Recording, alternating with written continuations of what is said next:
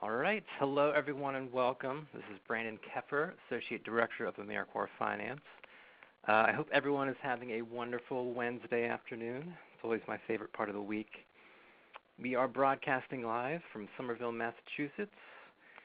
It's mostly sunny here, with a high of 59 degrees. Got winds out of the southwest at about 12 miles per hour. All in all, this should be some pretty good webinar weather. So today's webinar is intended for fiscal staff who are responsible for putting together the monthly AmeriCorps reimbursement requests. Now, we understand that not all fiscal staff working on this AmeriCorps grant have the opportunity to join us at our AmeriCorps management conferences. So we'll be covering the full reimbursement process, starting from the approved AmeriCorps budgets and all the way to receiving funds in your bank accounts after submitting a request. So this will be a helpful refresher for staff who have been doing reimbursements for some time, as well as an introduction for new staff or new programs who are just now getting ready to manage this AmeriCorps grant. All right, so a bit of housekeeping. Phone lines are muted just so we can keep down on the background noise. If you have any questions during the webinar, please use the chat box. This webinar is being recorded and will be available for future reference. We usually upload all of our videos to the AmeriCorps fiscal channel on YouTube. So after the webinar, we'll send out the link to the recording as well as some additional resources that tie into today's agenda if you're looking for more specific information. So we've got a lot of resources, and we sort of want to use this webinar to sort of spread the word and let you know what's out there. And you can also reach out to your designated AmeriCorps financial manager if you're seeking any additional information about the reimbursement process or more clarity. Now, I know those who joined us at our January conference in Austin, you mentioned our photos looked a little out of date, so I went ahead and updated those to be a little more current with 2018. We've done a lot of growing up. We're much wiser now. So I want to know who is on the line. Are you the person in charge of submitting AmeriCorps reimbursement requests? Are you the person in charge of overseeing the reimbursement process at your program? Or none of the above? Not sure how I got here. So we'll go to a quick poll to see who is joining us today. So either you're the person preparing or submitting the ARRs, overseeing the AR submission process, or none of the above. Maybe you're a program person just looking to get some additional information.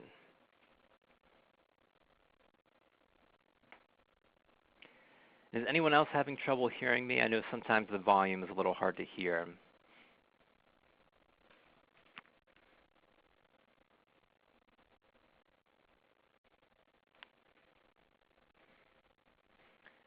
All right, so it looks like we have a lot of new people that are involved with putting the reimbursement together. That is great. We also have some folks who oversee the process or who may be on the programmatic side of the work. So we welcome you all, since this is a key part of this work is the program in fiscal communication. So I hope you walk away with some additional information and knowledge on how to manage this work. All right, thanks, Rick. All right. So I also want to know about your experience with Youth Build AmeriCorps. So are you new to AmeriCorps? This is the first time you're managing this grant. You're just joining us for 17-18. Maybe you've been involved for less than a year, still relatively new. C, I have been involved for 1 to 2 years. And D, I have been involved with AmeriCorps for over 2 years. All right, so I'll give you guys a chance to fill out this quick survey.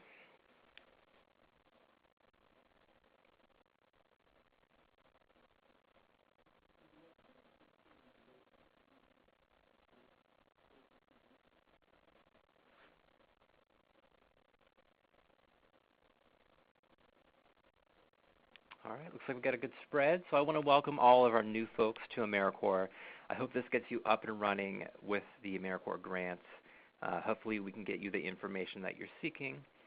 If you've been doing this work for a few years, hopefully you can still pick up some new information or at least connect to some new resources that might help you with anything you might need additional clarity on. All right, so today's agenda will include an overview of some of the grant startup related activities that are necessary to get your systems in order prior to even submitting reimbursements. So in this section we will discuss the AmeriCorps budget, how to record expenses in the general ledger, and knowing when you can start billing the grants.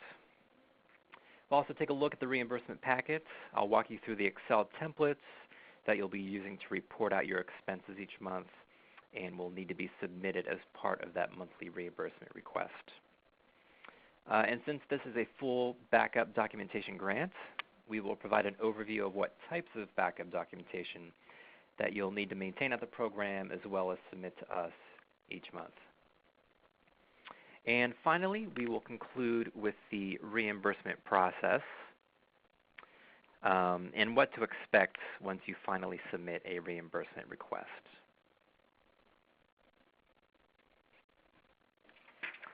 All right, so one of the obvious first steps in preparing for the grant year is building the AmeriCorps budget.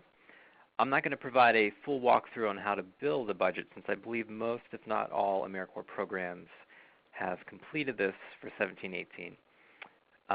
But we will link to the resources if you're wondering on how to build the budget. Maybe you want to know some more information about budget modifications or allowable costs. So we will connect you with those resources. However, I will mention a few things that are helpful to know in regards to your AmeriCorps budgets. The first thing is make sure that the person responsible for actually completing reimbursement requests is involved or at least aware of what is included in the budget. The reports and the documentation that they need to provide each month will be a result of all of the line items that are included in your budget. So they should be aware of the staff who are working under AmeriCorps, roughly how much of their salary is being paid with the grants. And this person will also need to track down documentation for AmeriCorps expenses, make sure it's recorded in the general ledger, and also keep track of all funds that are being utilized as match. So an understanding of what is in the budget is really going to help this person prepare for what will need to be submitted each month. Another quick tip is less lines means less backup documentation. So we usually suggest utilizing as much staff time as possible within the budget. If you can put most of your grant or your budget under staff, it makes reimbursement much simpler. So this might help reduce having to track down a lot of documentation for various supplies and whatnot. Since this is a full documentation grant, you may want to think about the time and capacity that you actually have to put towards completing these requests. And a few points about budget modifications. A common question that comes up is whether or not you can exceed a line item in your budget. And the answer is yes. So for example, you're billing staff time and you notice that the balance for a particular person is now in the negative, meaning that you exceeded what was in the approved budget. And that is absolutely fine. However, there is a threshold for how much you can go over. And that threshold is 10% of your total budget. So if you're awarded $50,000 from AmeriCorps and you have $50,000 in match, the total budget would be $100,000. So your threshold, 10%, would be $10,000. So you have a bit of wiggle room to go over on line items. And another reason you might need a budget modification is if any of the line items change. You may decide to move around funds mid-year. I would say the most common reason is probably staff transition. Anytime you incorporate a new staff member, you'll need to make sure they get into the approved budget. All right, next up in getting ready for the grant year is the general ledger. So once you have the approved budget completed, you'll want to make sure that your financial systems are in order to track the new grant year. So not only do you need an AmeriCorps General Ledger, you'll need a AmeriCorps General Ledger for each and every grant year. So if you started working with AmeriCorps in grant year 16-17, and created an AmeriCorps General Ledger, you'll need to create a separate GL for the incoming 17-18 grant year. And the General Ledger should tie directly to the amount you are requesting for reimbursement each month. You should also be tracking match funds as well. The best option is to also create a separate match General Ledger for every AmeriCorps grant year. However, we do recognize that not all programs have the ability or the setup to do this. Overall, you should at least have a tracking tool that clearly identifies where match funds are being utilized, just to ensure that you're not double dipping across multiple funding sources. Next up, we have our three-part criminal history check process. This is for all covered positions. So what this means is any staff who appear in the AmeriCorps budget must be cleared prior to billing their time to the grants. And this can easily be a holdup to getting started in the new grant year. So be sure to connect with your AmeriCorps portfolio manager anytime you are introducing new staff into the budget. They'll verify that the criminal history check is in compliance before we even think about putting that staff person into a reimbursement request. And after this webinar, I'll include a link to our video that provides more detailed information about that criminal history check process if you happen to be the person sort of in charge of initiating that process. Now we get to the 30-day rule. Essentially, this is answering the question of when you can start billing to the grant. You can start billing expenses that occur 30 days prior to the first AmeriCorps member being enrolled in the grant year. So before you request reimbursement for staff time, please make sure that members are enrolled in eGrants. Now, if you don't know, eGrants is an online grant management system used to track member activity. I would say that most fiscal staff probably don't even work in eGrants, or you might not have even heard of eGrants before, but someone at your program does. So hopefully someone can provide you with the confirmation that members are actually enrolled in the program. And we will also verify this at YouthBuild USA when we review your reimbursement request. Now you might be asking, what about supplies? What about AmeriCorps gear? Any tangible goods purchased ahead of time can still be billed because we recognize that eventually they will be used once members are enrolled in the program. So this 30-day rule mainly applies to staff time and operating expenses like rent and utilities. And the 30-day rule also applies to the end of the grant. There's no definitive end date for the grants, so you can continue to bill expenses 30 days after the final member exits. So that's why our rule of thumb is to remember that money follows members. When you go to submit that first reimbursement request of the year, just please be sure to check member enrollment to see if expenses are in line with when members started service for that grant year. And we have yet another resource that we'll send out. We've uploaded a presentation to YouTube that explains this grant timeline. So it's especially helpful if you're managing multiple AmeriCorps grant years. All right, and finally getting ready for the grant year, we like to share best practice. Program fiscal communication, it's very beneficial if both sides of the house are connecting on a regular basis. Depending on the size and shape of your organization, program and fiscal staff may or may not be working closely. And since there's a number of key compliance issues that overlap, it is important that you connect and share information. Program and fiscal should be reviewing the budget to see if any modifications are necessary. Perhaps a new staff person joins the AmeriCorps team, or you might need to know when members are being enrolled and exited from the program. And as part of our resource package, we'll also include a program fiscal agenda template just to help you facilitate that regular check-in to make sure both sides of the house are connecting. All right. So quick pop quiz going back to the 30-day rule. Test your guys' knowledge. If the first AmeriCorps member for grant year 17-18 is enrolled on November 1st, when can you begin billing staff time for the grants? Is it October 1st, November 1st or December 1st. All right. So I'll give you guys a moment to see if you can figure out this first pop quiz.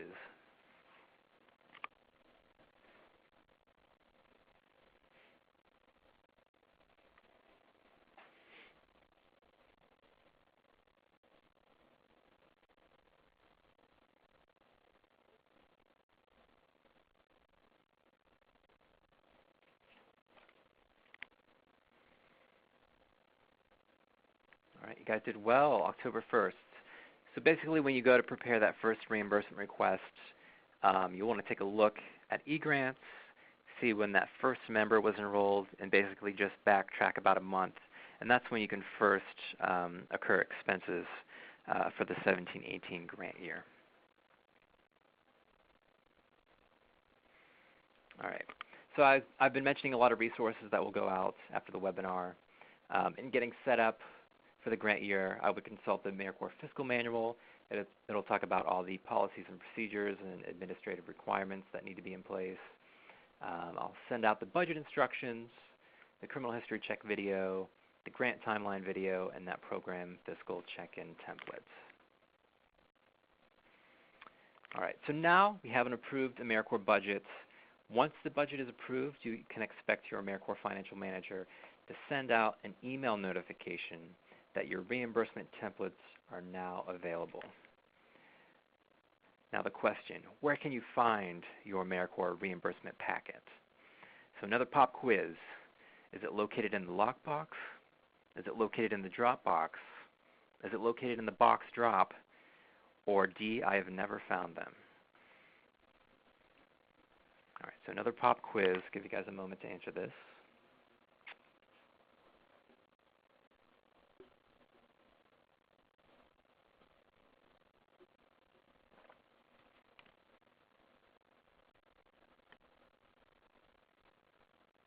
All right, you guys did very well. Dropbox is the correct answer. For new programs, your budget may still be in process. I think most budgets are approved, but we may be waiting on some criminal history checks.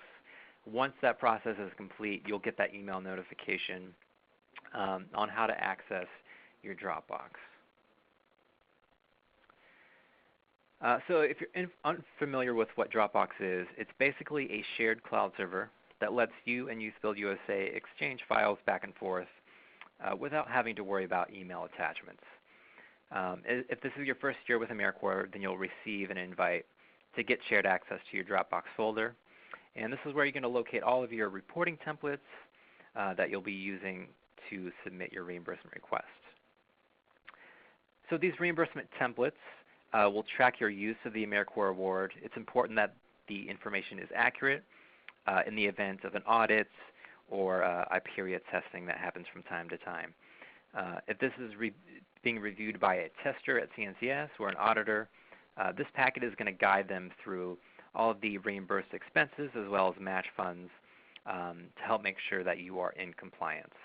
So the purpose of these templates is to help us mitigate risk of any potentially disallowed costs in the future. For most programs, there are 2 Excel files that you'll be submitting on a monthly basis. And this would be, let me grab my pointer here. Oh, the pointer's, there we go. All right. So the expense and match workbook and the staff summary. For programs with full-time AmeriCorps members, you'll also have access to the member living allowance, where you will report out on the living allowance that your full-time members are receiving. So I want to run through some screenshots of the templates just to get a sense of where things are located. I'll provide a brief walkthrough of what's in the template, but if you're looking for more in-depth instructions, we will follow up with a few resources to help you understand how to actually use these workbooks. So your main workbook is the expense and match workbook. I want you to think of this as a living document that you're going to maintain throughout the course of the grant year, and you'll be updating on a monthly basis. And I say it's a living document because it needs to be accurate from month to month. Each time you submit this document to us, it should contain all the previously reported information from all past submissions. So first we have the How to Submit for Reimbursement tab. This will let you know when your reimbursement request will be due each month. Just for your information, we have 3 staggered due dates each month. So you'll either be submitting on the 16th, the 23rd, or the 30th of each month. Below that, you'll find a link to our knowledge bank that has all of our online resources. Any resources that I point out during this webinar can be found by following that link, which is youthbuildsamc.helpdocs.com. And finally, below that, you can't see it on the screenshot, but you'll find a checklist of exactly what needs to be submitted as part of your request each month. So it'll list out the reports that will need to be completed, as well as all of the backup documentation that is required. And it'll also tell you where and how to submit the reimbursement request. In the Expense and Match Workbook, you'll also find a tab with your approved AmeriCorps budgets. So if you were not involved in the AmeriCorps budget process, this is where you can find those details of what was budgeted for AmeriCorps. And this budget includes the expense side of the grant, as well as what was budgeted for match and what sources of match were being utilized. And I want to take a quick moment to make sure everyone understands the lingo that I'm using. When I talk about the 2 sides of the budget, I'll usually say expense and match. Expense refers to the pass-through AmeriCorps funds that you receive from Youth Build USA, and match refers to the contribution that you bring to the table as part of that 50% match requirement. Some programs call this cost share. Sometimes you might see it referred to as recipient share. It's basically the sources that you're bringing to the table. So it might be Department of Labor funds, various in-kind contributions, or any various private, state, or local, or other federal grants. Next, we have the expense reports. This is built directly off of the approved budgets. This is where you will be entering in the actual monthly expenses that are to be reimbursed by AmeriCorps. Now, I mentioned this is a living document, so please be sure that you are maintaining an accurate workbook from month to month. Once one month has been submitted and reimbursed, you will not be able to go back and edit any past months.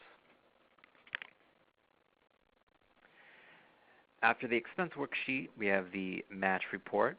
It's identical to the expense report, except that it tracks, obviously, the match side of the budgets. The one additional piece of information that you will need to provide on this report is the actual source of the funds that are being utilized. So if you reported some staff time as match, you would tell us where the funds came from, such as Department of Labor or some other funding source. Then we get to the FSR tab. FSR stands for Financial Status Report. And I'll go to a closer screenshot here. This is the main page of each reimbursement request that will report out your previously reported amounts in these 2 cells here, as well as the current amounts. So when it says federal share, it's referring to AmeriCorps funds. Recipient share is the match side. So whatever is in this cell right here, this period for federal share of outlays, is what you're requesting for reimbursement. And it'll also have the cumulative amounts, and this is the document that you'll print out, sign as official certification of what you're requesting for the month. All right, so that about does it for the expense and match workbook. So now we're going to that second document, the staff summary. This report captures how staff time is being billed at the grant. It's essentially a summary of all the timesheets and payroll information that you're including. Now, there's some formulas built into this workbook. It's basically calculating the percentage of time that each staff person spent on AmeriCorps, and then applying that percentage to their gross salary. So you'll want to complete this report probably before the expense and match reports, since it will tell you here at the end exactly how much of a staff person's time should be billed to the grant. And for those few programs that enroll full-time members and provide a member living allowance, it will need to be tracked in the member living allowance summary. And you can find more information on how to complete this in the reimbursement instructions, but this only applies to a handful of our AmeriCorps Youth Build programs. All right, so that was a quick overview of the AmeriCorps reimbursement packets. Just know that there's a lot of formulas in these workbooks. We keep them locked just to protect the structure of the workbook.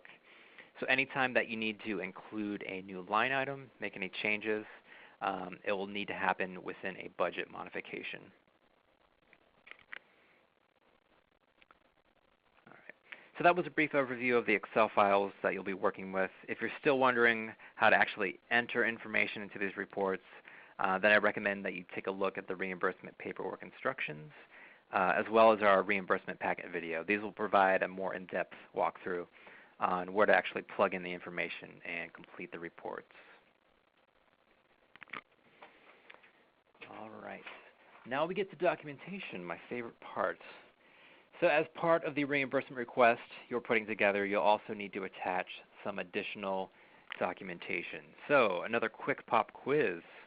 What documentation needs to be submitted in the AmeriCorps reimbursement request? Is it A, backup documentation for anything under the expense side of the grant? B, documentation for anything under the match side of the budget? C, all of the above? Or D, just the AmeriCorps General Ledger?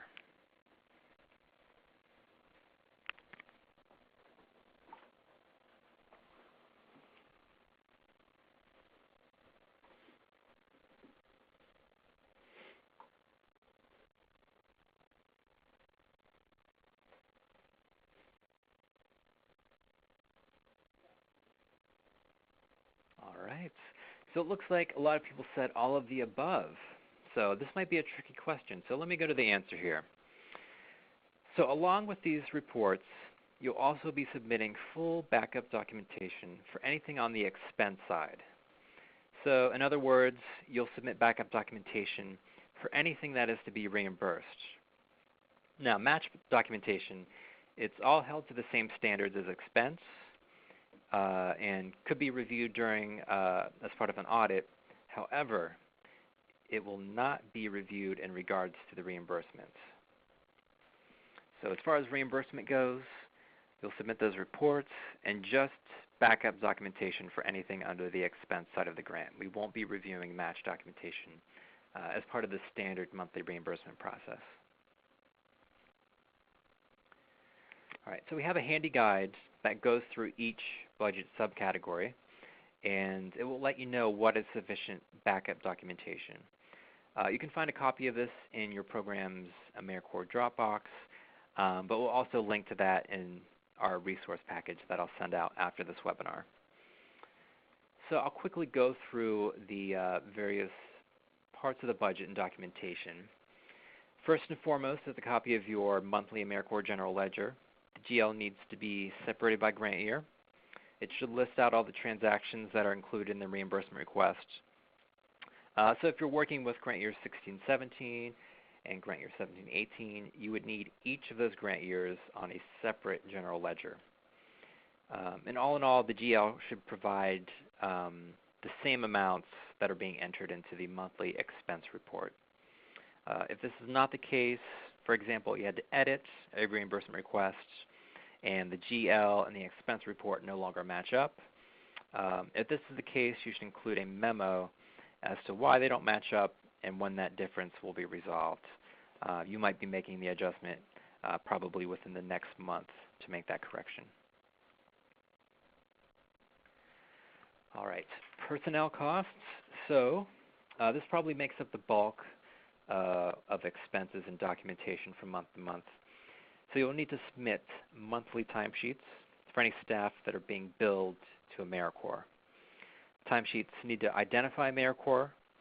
It must account for their total activity at the program, and it must be based on actual after-the-fact hours. What this means is you should not be billing based on a straight percentage of their time each month. This is one of the most common audit findings. Staff should be determining where they actually spent their time each pay period and reporting that number on their timesheets. So just so you know, it might look fishy if staff are spending the same amount of hours to AmeriCorps every single day, especially if it looks, like 2.63 hours a day for AmeriCorps. Might look a little fishy. So AmeriCorps just wants to know that there is a real connection between the amount of effort being put into AmeriCorps and the funding. Electronic timesheets are fine. You may just want to specify which hours are AmeriCorps if it identifies the hours by a code and doesn't actually say AmeriCorps. All right. Along with timesheets, you want to submit payroll documentation that clearly identifies what the gross pay was for the pay period in question. This might be an ADP report, ADP payroll report, or if you do payroll internally, it would be a copy of the pay stub that identifies the gross pay. All right, and finally, you will roll all of this information into the staff summary, and the staff summary will calculate how much of the gross pay is to be reimbursed based on those timesheet hours. All right. So travel. Travel might include hotel invoices for any lodging expenses. You may also submit documentation related to meals. So if your program's policy is to reimburse staff based on the federal per diem rates, then you will just need to include the appropriate rate. And you can visit gsa.gov and input the city to find out what the federal rate is. If your program's policy is to reimburse based on actual expenses, then you'll need to include the actual itemized receipts. But just know we can't reimburse anything that is over what the federal rate is. Include any backup for any vans you might lease for the program, any maintenance, fuel expenses. You might have some member-related travel, such as Metro cards, bus passes. So along with backup documentation for the purchase of the pass, you'll also want to make sure, and this is very specific, that you also include a sign-in sheet just to verify that AmeriCorps members did in fact receive those passes. All right, so moving right along to supplies. Backup documentation for supplies is pretty straightforward. You might be purchasing AmeriCorps service gear such as hats, shirts for your AmeriCorps members. Any gear with the AmeriCorps logo is fine. You might be purchasing safety gear such as hard hats, boots, gloves, safety glasses, office supplies, AmeriCorps signage. You may be purchasing a banner for the program or anything that shows the AmeriCorps logo and construction materials. So basically the invoice for the expenses. You might have some training expenses in your budgets. This could be training for staff as well as for your AmeriCorps members. So submit the invoice showing the name and dates of the training and the name of the individuals attending and the cost. You'll also want to include a copy of the agenda. Now, if this is an internal training for members, you would include a sign-in sheet to make sure AmeriCorps members attended that training. Any travel costs associated with training, that would be actually placed in the travel section of the expense and match workbook. All right, member support costs. So I mentioned the member living allowance summary for programs that have a full-time member, and this would be supported by payroll documentation to ensure that they're receiving a consistent biweekly rate, and we'll also want to confirm that they have proof of health insurance. And finally, we get to other operating costs. A number of expenses could fall under this category. Typically, we see background checks, communication, occupancy, and you'll want to include a copy of the invoice, and you may need to provide us with some type of evidence that it was allocated. So expenses like rent, utilities, it should be allocated across all funders who are receiving a benefit from the resources. Sometimes programs will submit a cost allocation chart or simply make a note on the invoice of what portion is to be reimbursed with AmeriCorps funds. All right. Now that does it for documentation. once you have gathered all the documentation, you've completed the reports, now it's time to get organized and get ready to submit it to your AmeriCorps Financial Manager here at YouthBuild USA. Now you can find a checklist of everything that needs to be submitted in the Expense and Match Workbook, but I'll give you a sense of how we like to see the reimbursement request organized. So if you were to put this together, say you were compiling it all together as a single PDF file, we first like to see that signed FSR, followed by the supporting expense and match reports. And you can submit a copy of the expense and match, but we also like to see the actual Excel file, just in case there's any issues. We can take a look at that document and help correct those. Next, we like to see the AmeriCorps General Ledger for the month. It should pretty much tie up to the expense report being submitted. And then all the additional backup documentation. So it's helpful to order it as it appears on the expense report. Usually the staff summary will come first, followed by timesheets and payroll. And after that, include copies of backup for travel, supplies, training, member costs, and operating expenses. All right. So the next step is to submit the documentation to Dropbox. So not only does Dropbox let us share resources with you, but it lets you share documents with us. So you will find an AmeriCorps folder that has a folder for each grant year. And then under each grant year, you'll find a folder for each month. So submit the documentation to the appropriate month, and then send a notification to AmeriCorpsFSR@youthbuild.org just to give us a heads up that the request is ready for review. We typically prioritize requests by due dates, and then it's kind of first come, first serve. You can expect about a week or so after submission to receive feedback from your financial manager. And at this point, one of two things will happen.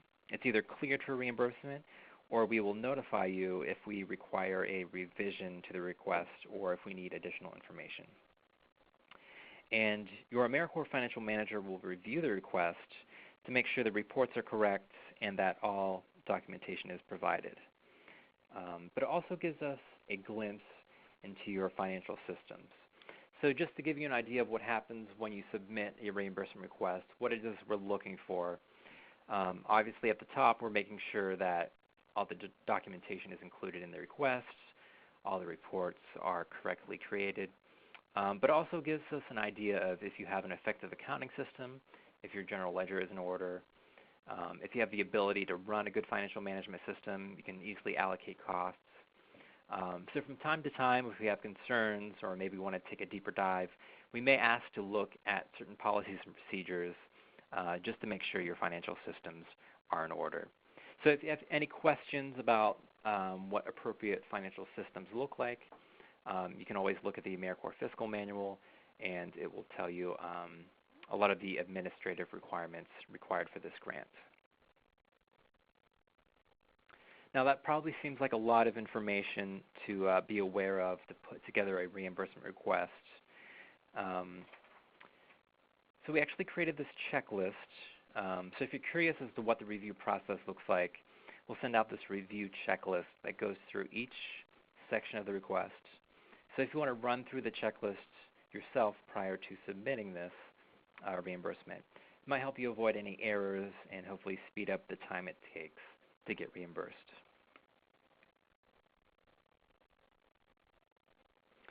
All right, our drawdown process. So if all is well with the reimbursement request, then we will place it into our weekly drawdown.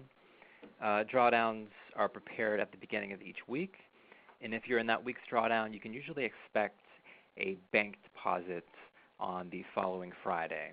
So for example, if we're doing a drawdown next week, it would be March 5th, we would start that drawdown process, and if you are included in that drawdown, you could expect reimbursement on or around March 9th, that following Friday.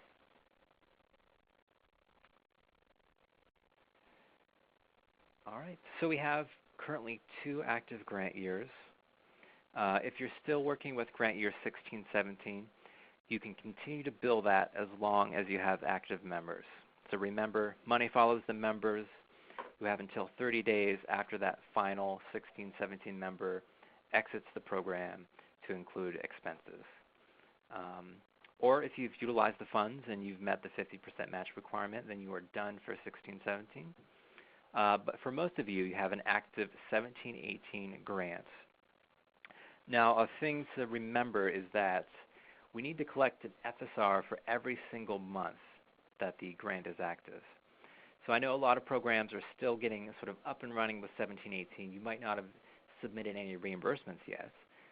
But the first thing we'll need to see is at least an August 2017 FSR, even if you have 0 expenses. So let's say you have a month, maybe August, September, October, with 0 expenses.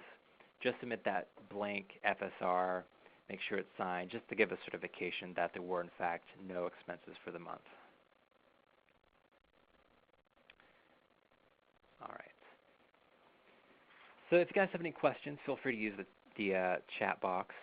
This concludes our webinar for the day. We will send out all of the resources that I've mentioned today. There's plenty of additional information if you feel like today's webinar didn't provide quite what you were looking for. We have plenty of video walkthroughs that provide a more in-depth look at a lot of these topics. So I will conclude here. If you still have questions, the AmeriCorps team will be around. Our team email is americorpsfsr@youthbill.org. So feel free to shoot us an email with any questions you have at this time, and we'll get a response out to you today. But other than that, I hope you guys have a fantastic Wednesday afternoon, and have a great day. Thank you.